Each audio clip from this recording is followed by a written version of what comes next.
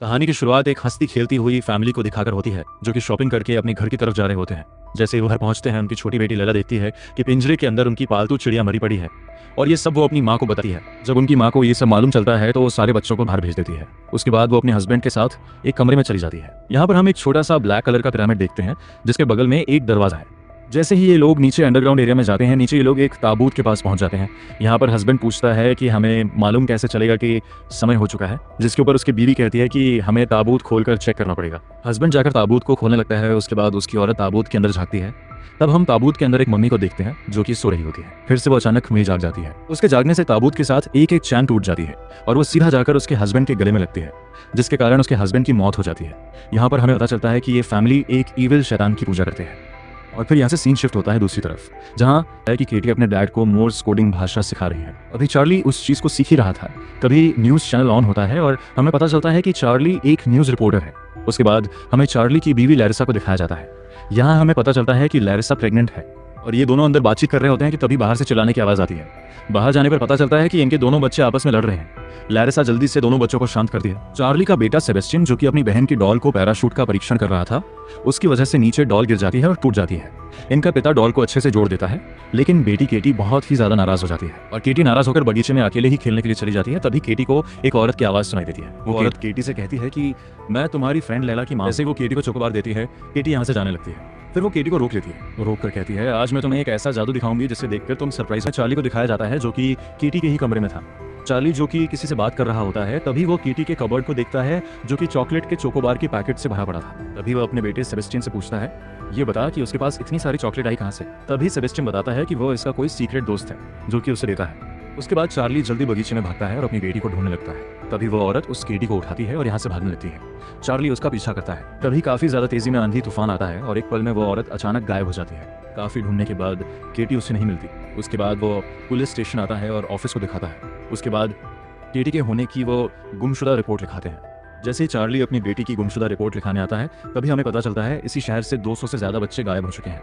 अब केटी को गायब हुए लगभग 8 साल हो चुके हैं और पुलिस उसे नहीं ढूंढ पाई। केटी के जाने के बाद लैरिसा पूरी तरीके से टूट चुकी है और लैरिसा की माँ उसे सहारा देने के लिए उसके घर पर आकर रहने लगी। हमें मालूम चलता है कि लैरिसा को एक बेटी हुई है और वो 8 साल की है। उसका नाम मोली है। केटी के जाने के बाद एक बात अच्छी हुई कि भगवान ने उनसे एक बेटी छीन ली, पर एक बेटी दे दी। तभी सीन शिफ्ट होता है एक लड़के की तरफ जो कि अपने साइकिल की चैन ठीक कर रहा होता है। उसे नहीं था पता उसके पीछे कुछ दूरी पर एक प्लेन क्रैश हो जाता है। हालांकि उसे इसके बारे में पता तब चलता है जब क्रैश लोकेशन पर वो जाता है और प्लेन के दोनों पायलट मर चुके हैं। ये लाश देखकर वो लड़का बहुत ज्यादा डर जाता है।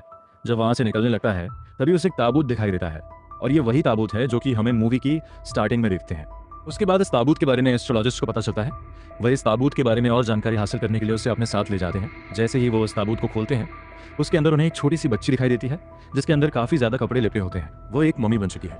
उसके बाद वो मम्मी अचानक से जिंदा हो जाती है और बहुत ही ज्यादा चिल्लाना शुरू कर देती है और उसके मुंह से कीड़ा बाहर निकलता है। और यहाँ पर हम चार्ली को देखते हैं जो कि अपनी फैमिली के साथ बाहर घूमने के लिए आया हुआ है। और यहाँ पर चार्ली को अचानक से एक फोन आता है। ये लोग जल्दी से चार्ली को बताते हैं कि तुम्हारी बेटी केटी जिंदा है और वो मिल चुकी है। इतना सुनते ही लैरिसा बहुत खुश हो जाती है। वह जल्दी अस्पताल जाते हैं। तब डॉक्टर उन्हें बताती है अभी वो गहरे सदमे में है। शायद वो कई दिन अंधेरे कमरे में रही, इसीलिए उसकी स्किन सख्त हो जाती है, यानी कि वो काफी ज्यादा इन्फेक्टेड हो चुकी है।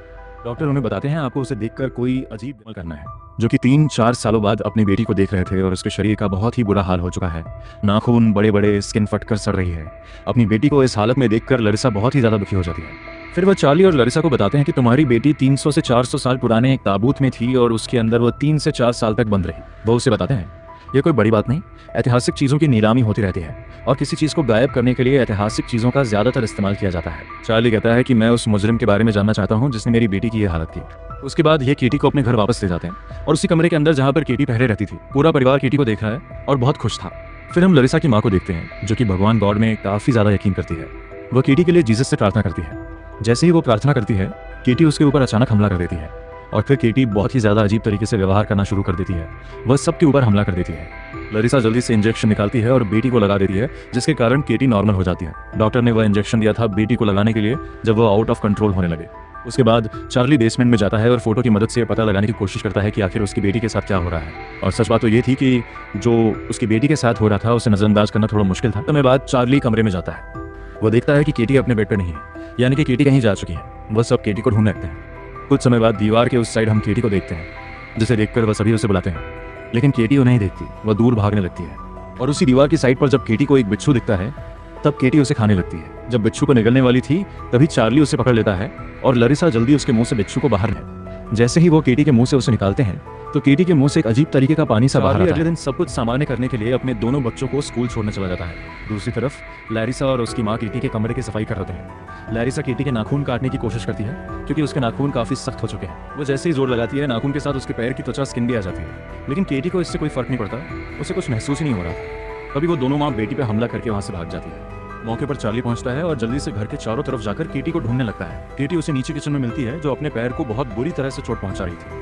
इसके बाद वे जल्दी से केटी को पकड़ लेते हैं और ललिसा उसके जख्मों पर मरहम पट्टी करती है। केटी की हरकतें देखकर चार्ली कहता है कि हमें कुछ दिनों के लिए कहीं और शिफ्ट हो जाना चाहिए, लेकिन ये बात ललिसा को बुरी लग जाती है क्योंकि वह एक माँ है। वह इस बात से खुश है कि उसकी बेटी उसके पास वापस आ गई है। उसे लगता है कि ये मेडिकल कंडीशन के कारण हो सकता है और कुछ दिनों बाद वो खुद ठीक हो जाएगी। इसके बाद ललिसा अपनी बेटी केटी से बात करती है पर वह कोई जवाब नहीं देती, उल्टा उसके मुंह पर थूक डाल आता है और उससे बहुत माफी मांगता है। वह कहता है कि यह सब उसकी गलती है और वही उसका गुनहगार है जिसकी वजह से आज उसकी यह हालत है। अचानक केटी उसे दांतों से इशारे करने लगती है। वह दरअसल मोर्स कोडिंग के जरिए कुछ बताना चाह रही थी। चार्ली जल्दी से उसके बैग से कोड बुक निकालता है और उसे डिकोड करना शुरू कर देता है। केटी के इशारों पर जो मोर्स कोड उसने बताया था उसे डिकोड करने के बाद चार्ली के सामने एक नाम आता है, लेला। इसके बाद चार्ली सीधा जैकी को फोन करता है और उससे कहता है कि तुम्हें इस नाम के बारे में रिसर्च करनी होगी। चार्ली उसे बताता है मोर्स कोडिंग के जरिए मुझे ये केटी ने बताया। तभी जैकी कहती है इसका मतलब कि लैला को केटी जानती है। तभी जैकी कहती है कि पक्का केटी के जाने के बाद इस लड़की ने इससे संपर्क करने की कोशिश की होगी। तुम इसका सामान चेक करो, तुम्हें कुछ ना कुछ मिलेगा। तभी चार्ली जाता है और उससे काफी ज्यादा लेटर्स पत्र मिलते हैं और काफी फोटो भी। आखिरी में चार्ली को एक फोटो मिलती है जिसके ऊपर चोकोबार का फोटो छपा हुआ था। चार्ली जब लेटर को खोलता है तब उसे मालूम चलता है कि लेटर लैला खलीला नाम की एक औरत ने भेजा था। इसके बाद हमें मोली को दिखाया जाता है जो रात में वॉशरूम करने के लिए जा रही है, लेकिन अचानक से उसे केटी की आवाज़ सुनाई देती है। वह उसे बुला रही है, मीठी प्यारी बातें सुनाकर उसे अपनी तरफ आकर्षित कर रही है और वह पहली बार मोली से अच्छे से बात कर रही है। मोली ये बात जाकर अपनी माँ को बताना चाहती है, लेकिन केटी तभी शैतानी शक्ति उसे रोक लेती है। केटी जो कि मंत्र पढ़ना शुरू कर देती है और दूसरी तरफ हमें दिखाया जाता है जैकी को जो कि अपने डेटाबेस में लैला खलीला के बारे में सर्च कर रही है। यहाँ पर बहुत सारे लोग थे इसलिए उसे ढूंढ पाना थोड़ा मुश्किल हो रहा था, लेकिन जब वह इस नाम को थोड़ा सा और सर्च करती है तो उसे मालूम चलता है लैला खलीला के नाम के बारे में। वहाँ पर एक रेगिस्तान में उनका बीचों बीच एक खेत है और यहाँ पर वह इसके सारे फल उगाते हैं। जैसे ही जैकी को पता चलता है इसके बाद वह जल्दी उसके पास पहुंच जाती है। हमें बीचों बीच उसे एक पिरामिड दिखाई देता है और साथ ही एक सीक्रेट दरवाजा भी मिलता है जो पिरामिड के अंदर की तरफ जाता था। जैसे ही जैकी अंदर पहुंचती है तो उसे वहां पर एक ताबूत रखा हुआ मिलता है, लेकिन वह ताबूत वहां से जा चुका था इसलिए उस समय वहां मौजूद नहीं था। तभी हम उस जादूगरनी मैजिशियन औरत को देखते हैं जो अपने घर की तरफ आ रही होती है। जैसे ही वह घर के अंदर आती है उसी समय जाकी उसे देख लेती है। उसे देखकर जाकी उसके ऊपर गन तान देती है, लेकिन तभी अचानक वह औरत एक हथियार लेकर जाकी को मारने के लिए उसकी तरफ बढ़ती है। जाकी अपनी जान बचाने के लिए उस पर शूट कर देती है क्योंकि उस वक्त उसके पास और कोई ऑप्शन नहीं था। यहाँ पर जाकी को एक और लड़की दिखाई देती है। जाकी को देखने के बाद वह लड़की वहां से भागने लगती है और भागते हुए एक जगह जाकर जमीन खोदने लगती है। तभी जाकी वहां गन लेकर आ जाती है और उसे हाथ ऊपर करने की चेतावनी देती है। वह लड़की अपने हाथ ऊपर करती है और साथ ही जाकी को एक बॉक्स दे देती है जिसके ऊपर केटी लिखा हुआ था। तभी दूसरी तरफ का सीन दिखाया जाता है जहां रेलिसा की माँ केटी की देखरेख कर रही होती है। इसी के साथ वह जीसस से प्रार्थना कर रही होती है कि हमारी केटी बेटी ठीक हो जाए। ये बात शैतान को बिल्कुल भी पसंद नहीं आती। वह रेलिसा की माँ के गले पर एक लॉकेट लाता है और उसे जोर से कस देता है। बाद में वह उन्हें जमीन पर फेंक देता है जिसके कारण रेलिसा की माँ की मौत हो जाती है। फिर सीन दूसरी तरफ शिफ्ट होता है। यहाँ जाकी को दिखाया जाता है जो उसी बॉक्स में से कुछ सीडी निकालती है और उसे प्ले करती है। तभी हमें उस मैजिशियन औरत के बारे में पता शौक लगता है कि आखिर यह सब क्या है। जाकी को सीडी में कुछ समझ नहीं आ रहा था कि क्या हो रहा है। तभी वह लैला के पास जाती है।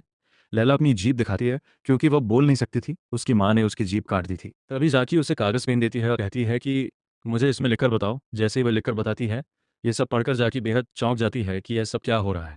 तभी वह चार्ली को फ़ोन करती है, लेकिन चार्ली फ़ोन नहीं उठाता क्योंकि चार्ली उस समय अपनी माँ के फ्यूनरल अंतिम संस्कार में गया हुआ था।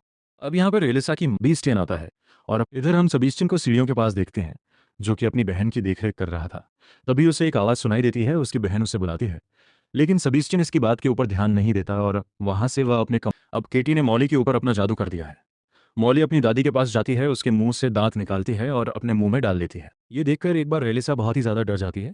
उसी समय मॉली एक आदमी के ऊपर हमला कर देती है। दरअसल ये सब केटी जानबूझकर कर रही थी। मॉली के ऊपर जो उसने जादू किया था उसका एक ही कारण था, वह नीचे जाकर ताबूत में उस लाश को जिंदा खाना चाहती है। ये सब देखकर रेलिसा की रूह कांप जाती है। इसके बाद केटी को काबू जाकी जो कि चार्ली से मिलने आती है वह उसे उस सीढ़ी को दिखाती है। यहाँ पर चार्ली को कुछ समझ नहीं आ रहा होता कि क्या चल रहा है। तभी जाके बताती है कि इस वीडियो में ये सब केटी को एक मम्मी इविल बाय शैतान में बदल रहे हैं। ये सब देखकर चार्ली को बहुत ही ज्यादा गुस्सा आ जाता है और वो रोने लगता है। ये वीडियो लोग इसलिए बना रहे हैं ताकि आने वाले टाइम में उनके बच्चे भी इसी रिचुअल अनुष्ठान के जरिए ये सब कर सकें। इतना सब कुछ जानकर चार्ली बहुत ही ज्यादा दुखी हो जाता है। तभी हम दूसरी तरफ देखते हैं केटी को।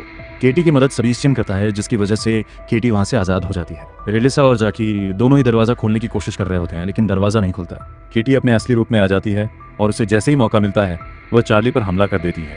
वह चार्ली को नोचने और मारने लगती है। जाकी उसे बचाने के लिए आती है, तभी केटी उसे धक्का दे देती है और वह सीढ़ियों से नीचे गिरकर बेहोश हो जाती है। इसके बाद रेलिसा भी आती है। केटी उसे भी धक्का देकर नीचे गिरा देती है। मौका मिलते ही चार्ली केटी को पकड़कर जोर से नीचे गिरा देता है और जानबूझकर केटी को दबाए रखता है। ऐसा करने से वह शैतान केटी के शरीर से बाहर निकल जाता है और चार्ली के अंदर चला जाता है, जिसके बाद चार्ली बेहोश हो जाता है।